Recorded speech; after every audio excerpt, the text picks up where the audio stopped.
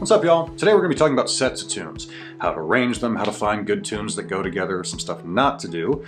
We're going to be talking about how to avoid the stink eye at the session, which means we're talking session etiquette for a bit, which is a really important part of the puzzle here. Now, before we dive in, keep in mind we're talking about guidelines, not rules. Hopefully I'll give you a few decent tips that you can use, but there really aren't any hard and fast rules to this, which is kind of why I've been putting this video off for so long. But if you're ready to dive in, let's see what we can do, okay?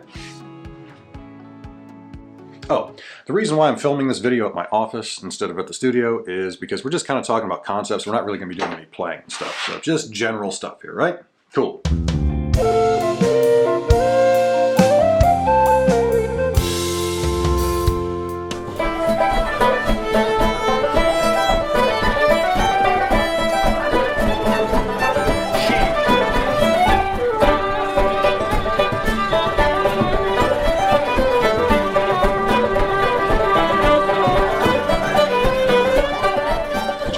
There. That was a set my buddy Bill Verdier put together on the fly at a session. What we heard was the transition from the first tune to the second tune. So how do we put sets of tunes together? Well, I get this question a lot from folks who have maybe 10 or 20 or 100 tunes under their belt, and they want to take the next logical step, which is to put together sets of tunes that'll work well at a session. Maybe they're already going out to sessions, maybe not, but either way we're going to have to cover a little bit of session etiquette, so if you are familiar with it, just bear with me. Typically there's one or two leaders of the session. They get paid to be there, and everybody else is just there for the crack. They're just there to have some tunes. Now, if you don't know anybody, don't just go sit down. Sometimes those seats are reserved for regulars, maybe some folks who aren't there yet. What I usually would like to do is just hang back and listen for a bit. I want to hear what kind of tunes they're playing, how fast they're playing, what kind of tempos they like to play, what kind of sets they like to do, and am I going to know any of these tunes? After that, go up and introduce yourself. Just see if they wouldn't mind if you sat down and had a few tunes with them. They'll probably ask what instrument you play. That's really to weed out stuff like hammered dulcimers and tubas and upright basses and other nonsense that doesn't belong at a session. 99% of the time they'll say, sure, come on in, grab a seat. If they don't, it's usually because it's just full. You know, maybe it's a smaller session, they just don't have enough room for all the regulars plus anybody from out of town, or maybe it's because you play the bodhrán. Once you have a seat, do not immediately start playing. If somebody starts a tune and you know it, by all means jump in. Likewise, if they ask you to start a tune, fire away. And we'll get to that in a second. But if you just plop down and immediately start playing, you're probably going to be stepping on somebody's conversation. You don't want to be that guy, because the conversation is a huge part of the session scene. So how do you come up with a set of tunes? Well, when you're first starting out, you're going to want to figure this part out at home, not at a session on the fly. What I would say is start by finding a set of tunes that you really like, one that you've heard before that just really jumps out at you.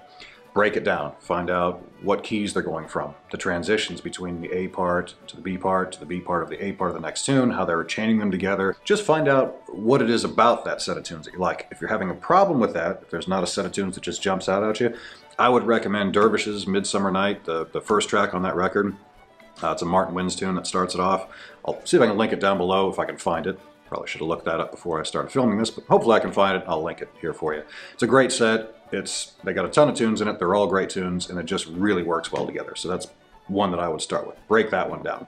It's also a good idea to learn some classic sets, like the Tarbleton set. It's a Tarbleton reel, Longford Collector, Sailor's Bonnet. It shows a couple of things. One, it just shows you're prepared. You bothered to put together a set of tunes that everyone would probably know. And two, it shows you've got some respect for the history of the music, because that's an absolute classic, and it's one that everybody likes playing. In fact, I think that would make a pretty good three-part tune series, so not something we're going to do right now. When I go back to the studio, maybe cut that one.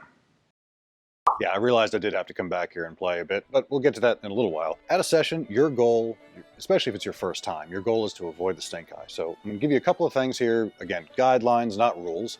We'll say tips. A couple of tips that you can use to put together a few sets of tunes. So tip number one, change keys, usually. Typically going from G to E minor to then either D or A major. That's always a good standard transition. You could always go D major to D minor, A major, A minor, something like that. But mixing it up is usually a safe bet. Now, that's not to say that you're not going to hear sets where the tunes are in the same key. It happens fairly often, and in fact, some of my favorite sets are in the same key, where the tunes are in the same key. But for now, it's just generally a little bit safer to mix it up. That way you know the tunes aren't going to be the same. So that kind of dovetails rather well into tip number two, which is dissimilar tunes. Find something that's not too similar that it's going to be confusing. Maybe something like where the first tune starts off real simple. Maybe it's just something like kind of some repeating lines, and then the second tune has all sorts of crazy arpeggios and simple, complex, something like that. You can mix it up where maybe the first tune, the A and the B parts are in two different keys. Something like Fair Molasses starts off in E minor and the second part's in G. And then you can go straight into something like Miss Monaghan's, which is just straight D. I'm a toddler. Sorry. Now, keep in mind, I'm not talking about different types of tunes, like going from a jig into a reel. That certainly happens. You might say, oh, Sean, I love those sets of tunes where Bothy Band goes the jig and 5 reel set, or Dervish's slip jigs to reels. Yeah, those are fantastic.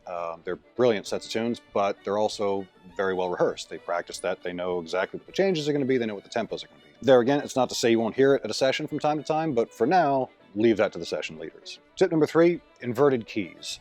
And by that, I mean a tune where the key is different in the A part than it is in the B part, like I mentioned Fair Molasses before. Same kind of thing here, but what you can do is you can have a tune where, say, in this case, I'm going to give you an example, starts off in D, goes to B minor. The second tune in the set goes from B minor to D. First tune is, I know it as McGoldrick's, he's probably got another name for it.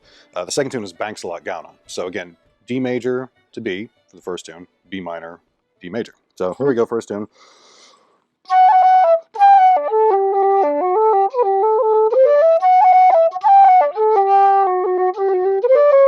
That's the A part, right? So D major. Then the B part.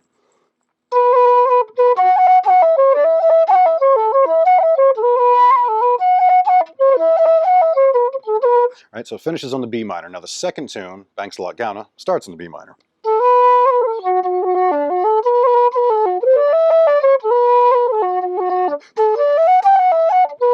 And the second part's in D, most of it.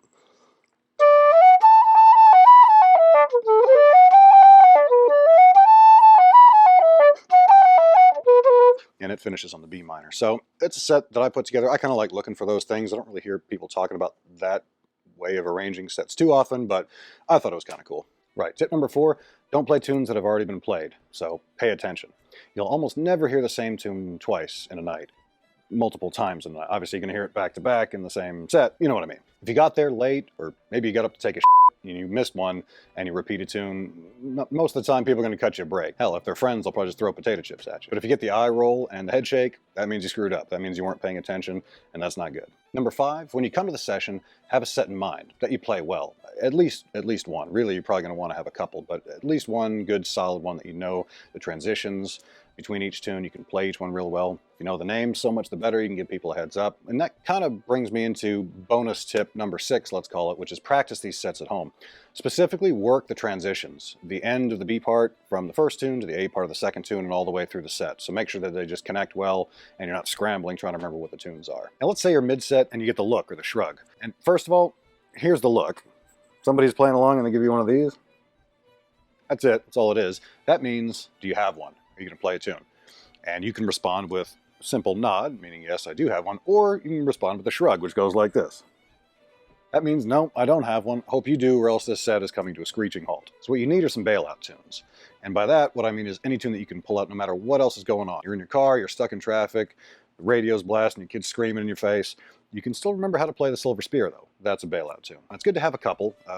Handful of jigs, handful of reels, some that you know you can always drop out whenever you need to. Don't worry about hornpipes. Anybody plays a set of hornpipes, they're on their own. A minor tunes are always great. They're good to have because to me, they go with anything. I don't know if that's just me, but I find you can always drop an A minor tune after just about anything except maybe another A minor tune, and it'll always work. It's like a universal blood donor. Was that AB positive, I think? Actually, I guess I don't know that. If there's text saying here that it's not, then I was wrong, but I think that's right. Now, when you change tunes, you'll want to announce the key. Particularly if there's a rhythm player there. Just call out A major, G, or E minor, whatever it might be. That's so the rhythm player will at least have a one chord they can hit to kind of back you up as you switch tunes, because nobody else is really going to know what you're going to play, at least until a few bars in. When they hear the melody, they can jump in with you. You can say the name if you want to. Depending on the crowd, they're either going to know it or not. Some folks are encyclopedic with tune names. Other folks, like myself, are hopeless with them and probably would have no idea what you're talking about, unless it happened to be one of the handful of names that I know real well. So why do we care so much about not getting the stink eye at a session? Well, for one, hopefully you just don't want to make an ass of yourself, but maybe you're the type of person who says, I don't care what anybody thinks, I'm playing for me, and I just love hearing the music, and that's all well and good. But consider this. In Irish, the word session means gathering. And yes, it's typically referred to in music terms, but really it's a gathering of friends. And I can guarantee you this, if you play this music, and if you are respectful of the music and respectful of your fellow musicians, you're probably going to end up with lifelong friends out of it. So that's one reason right there. Also, if you live in a city that doesn't have a ton of sessions, regular sessions, and by that I mean maybe 1 or 2 a month, something like that, kind of like it is here in Nashville, then there's a ton of days without tunes there. And if you're respectful of the music and of the people that you're playing it with, you're going to get invited to the house session. There's all kinds of other stuff, other music that happens outside of regularly scheduled session nights.